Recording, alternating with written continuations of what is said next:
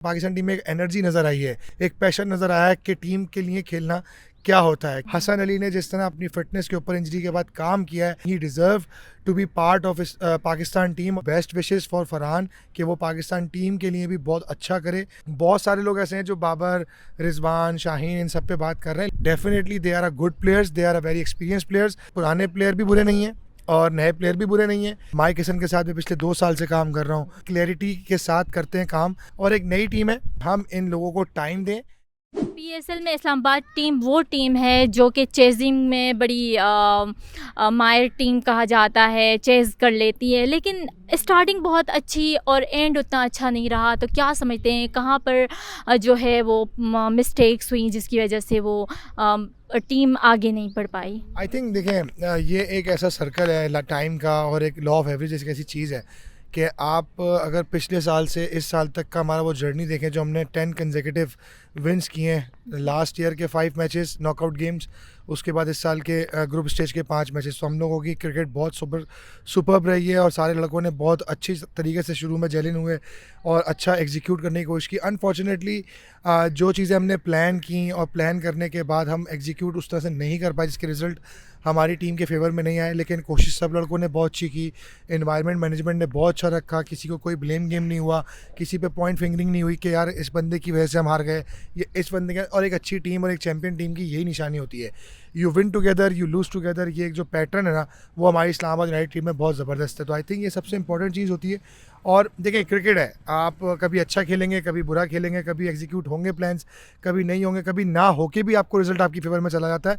तो ये एक ऐसा चीज़ है कि आपको एक्सेप्ट करनी पड़ती हैं चीज़ें, और जो चीज़ आपसे अच्छी नहीं हो रही है उसको लर्न करके आप उससे मूव ऑन करते हैं। तो आई थिंक कि हमने बहुत सारी चीज़ें इस तरह मिस्टेक्स को अपनी आइडेंटिफाई किया है और आइडेंटिफाई करने के बाद उस पर काम किया बैठ के एंड ऑफ द टूर्नामेंट भी, कि क्या क्या चीज़ें हमसे गलती हुई हैं। और अच्छी टीमों की यही पहचान होती है कि वो उसको वर्क करके आती हैं और नेक्स्ट ईयर इम्प्रूव करके आती हैं। तो आई थिंक जिन टीमों ने भी पार्ट लिया पीएसएल में, जिन लड़कों ने भी पार्ट लिया, सब ने कहीं ना कहीं अच्छे एफर्ट्स डाले, लेकिन end of the day tournament में एक ही टीम जीती है। और I think credit goes to Lahore Qalandar and Quetta, जिन्होंने बहुत अच्छी क्रिकेट खेली है इस साल।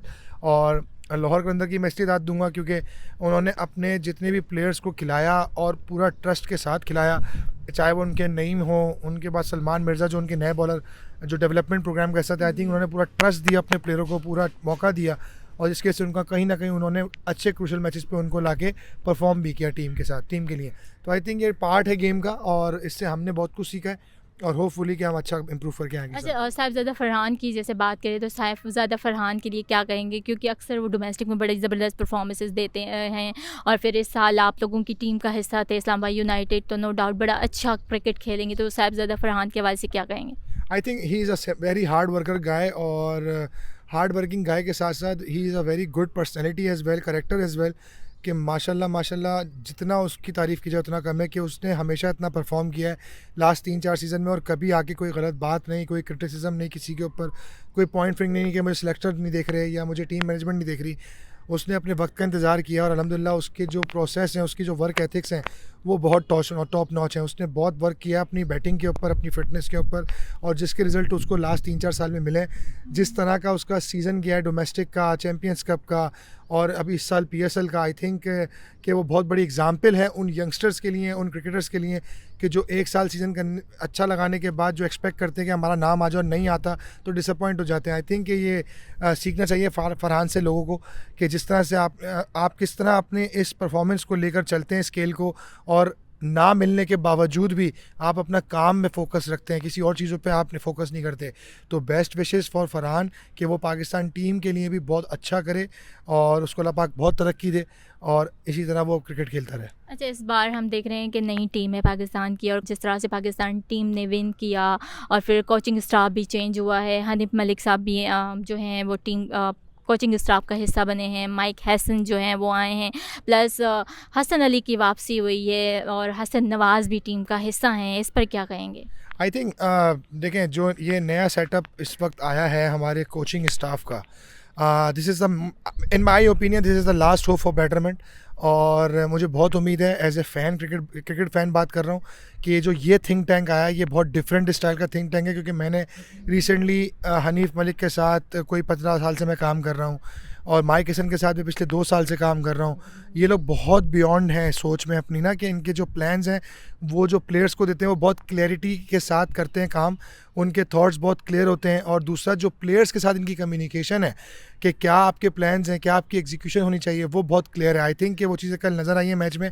और बहुत अरसे बाद, टू बी वेरी ऑनेस्ट, शायद कोई लोग ये बात सुनने के बाद शायद मुझ पर क्रिटिसिज्म भी करें, बट पाकिस्तान टीम एक जेल लगी है।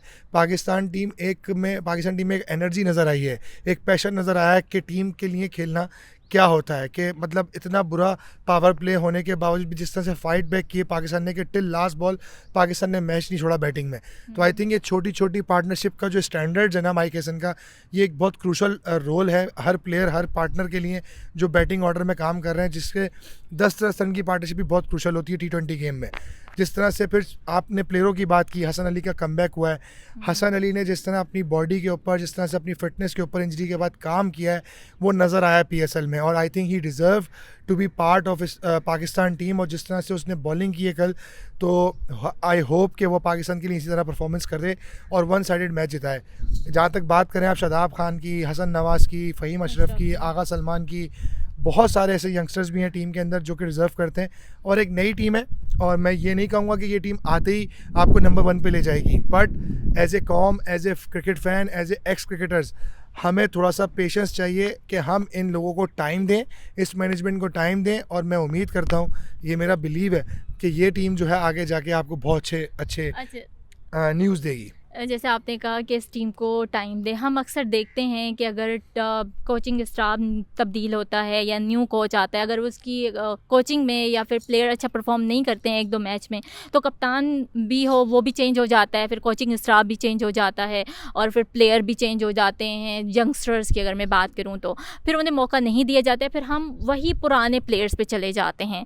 तो इसको कैसे देखते हैं कि इन फ्यूचर अब हम जो है नए लड़कों को ही लेकर चलेंगे, या फिर पुराने जैसे बाबर आजम हो गए, मोहम्मद रिजवान, या और प्लेयर्स की मैं बात करूं तो अभी वो इस T20 स्क्वाड का हिस्सा नहीं है, बट इन फ्यूचर क्या समझते हैं कि इस टीम को कितना जो है वो जल आप देख रहे हैं, प्लस अगर हम देखें तो इन पर इन्हें कितना चांस देना चाहिए, जो डिसीजन हम पहले बनाते आ रहे हैं कि नहीं कुछ टाइम बाद चेंज कर दें, तो इसको कैसे देखते हैं? देखिए, जहाँ तक ये आपने सिस्टम की बात की ना, कि कुछ ऐसा टाइम आता है कि जहाँ थोड़ी परफॉर्मेंस बुरी होती है टीम की, तो कप्तान चेंज कर दिया जाता है, वो प्लेयर्स चेंज कर दिए जाते हैं।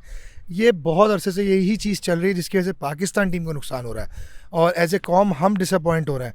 आई थिंक देखें, अगर आप दूसरी टीमों की बात करें ना, ऑस्ट्रेलिया, इंग्लैंड, इंडिया या न्यूजीलैंड, ये एक अपने कोर के साथ चलते रहे मुसलसल, उनकी मैनेजमेंट भी चलती रही है। 3-3, 4-4 साल कंटिन्यूसली उन्होंने अपनी टीमों को दिया है, तब जाके उन्होंने बड़े इवेंट्स जीते हैं। तो ऐसा नहीं होता कि फ्लूक लग जाता है कि आप नई टीम लाए और नई टीम आके आपको एक टूर्नामेंट जिता देगी। अगर वो अच्छा फिनिश भी करती है टूर्नामेंट में, अच्छी फाइट करती, तो दैट्स मीन कि उनके अंदर कुछ एक करज है जीतने का। तो आई थिंक उसको टाइम देना चाहिए। और जहाँ तक आपने बात की कि पुराने प्लेयर या नए प्लेयर, मैं ये समझता हूँ कि पुराने प्लेयर भी बुरे नहीं हैं और नए प्लेयर भी बुरे नहीं हैं, लेकिन जहाँ एक ऐसा टाइम आता है कि जब आपको एज ए प्लेयर रियलाइज़ होना चाहिए कि अगर हमारी टीम इस स्टाइल प्ले रिक्वायर्ड है, तो हमें उस चीज़ में ढलना चाहिए। ये नहीं है कि आप नॉर्मल स्ट्राइक रेट से खेलते रहेंगे, अपनी एवरेज की नहीं खेलते रहेंगे, तो कभी भी उसका फ़ायदा नहीं होगा टीम को। तो आई थिंक अगर टीम डिमांड कर रही है कि यार 160 रन का स्ट्राइक रेट होना चाहिए, 150 रन का स्ट्राइक रेट होना चाहिए, तो उसके लिए आपको थोड़ी सी रिस्क फैक्टर क्रिकेट खेलनी पड़ती है। उधर आपको एवरेज नहीं काउंट करता, T20 फॉर्मेट में हमेशा आपका स्ट्राइक रेट देखा जाता है। तो आई थिंक ये बहुत इंपॉर्टेंट है। दूसरा, वाइट बॉल क्रिकेट, अदर जो वाइट बॉल क्रिकेट है जैसे वनडे हो गया, उसमें आपको इन प्लेयरों की बहुत सख्त ज़रूरत है, क्योंकि ऐसी मैच्योरिटी आपको चाहिए, ऐसा एक्सपीरियंस आपको चाहिए जो गेम को फेस बाय फेस लेके चले। तो आई थिंक कि प्लीज़, बहुत सारे लोग ऐसे हैं जो बाबर, रिजवान, शाहीन, इन सब पे बात कर रहे हैं, लेकिन जहाँ तक मैं माइक हैसन को जानता हूँ, उन्होंने उनसे भी इस टीम बनाने से पहले डिस्कशन की होगी, और करने के बाद ही ये सारी चीज़ें चली हैं, ऐसे नहीं चली हैं। तो आई थिंक कि उनको कुछ स्टैंडर्ड सेट करके दिए गए होंगे जिस पे वो वर्क करेंगे, और वर्क करने के बाद होपफुली कि आपको फ्यूचर में वो नज़र भी आएंगे। बट आई थिंक जो नई कोर है उसको भी एक्सपीरियंस कराना बहुत ज़रूरी है, ताकि आपके पास एक बैकअप बेंच प्लेयर रखा हुआ हो आपके पास। ऐसा नहीं है कि अगर रिजवान को या बाबर को बाहर किया है तो उसकी कोई ये रीज़न है कि वो अच्छा नहीं खेलते या वो अच्छे प्लेयर नहीं है। Definitely they are a good players, they are a very experience players, they perform well for Pakistan for couple of years. तो आई थिंक कि बहुत सिंपल सी इक्वेशन नज़र आती है मुझे इस पूरे थिंक टैंक में, जो कि समझना इतना मुश्किल नहीं है। और प्लीज़ ये जो हम लोग बातें करते हैं ना बैठ के टीवी पे, चाहे उसमें हम भी शामिल क्यों ना हो, कि ज़रा सा किसी ने परफॉर्म नहीं किया तो आपने लथाड़ के रख दिया उस प्लेयरों को, उस मैनेजमेंट को। ऐसा नहीं होना चाहिए। देखें, इसमें थोड़ा सोशल मीडिया, थोड़े जर्नलिस्ट जितने भी हमारे बैठे हैं उनको भी सोचना चाहिए कि क्रिकेट कोई एक पीस ऑफ केक गेम नहीं है कि जहाँ आपने किसी से परफॉर्मेंस हुई तो आप उसके ऊपर डायरेक्ट हो जाते हैं। आई थिंक एक टीम जो है ना, ये एक पूरा सपोर्टिंग टीम स्पोर्ट है कि अगर 11 लड़के क्या 15 लड़के टीम में या इवन मैनेजमेंट भी है तो ये पूरे उनकी एक थिंक टैंक होती है, उनकी एक पॉजिटिव वाइब होती है, एक माइंडसेट होता है जिसकी वजह से एक टीम का रिजल्ट निकल कर आता है। तो किसी एक क्रिकेटर के ऊपर ब्लेम करना ज़्यादती है, चाहे वो रिजवान हो, बाबर हो, शाहीन हो, शादाब हो, वॉट एवर जितने भी बड़े नाम है हमारे।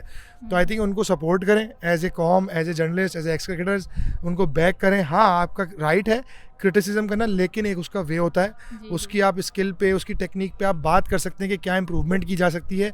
अगर उसकी फिटनेस में आपको कुछ प्रॉब्लम नज़र आ रही तो उसको एक अच्छा एडवाइस करें बैठ के कि नहीं यार इसको रेस्ट की ज़रूरत है, और रेस्ट देने के बाद इनको आप वापस लेकर आइए। Thank you so much, thank you.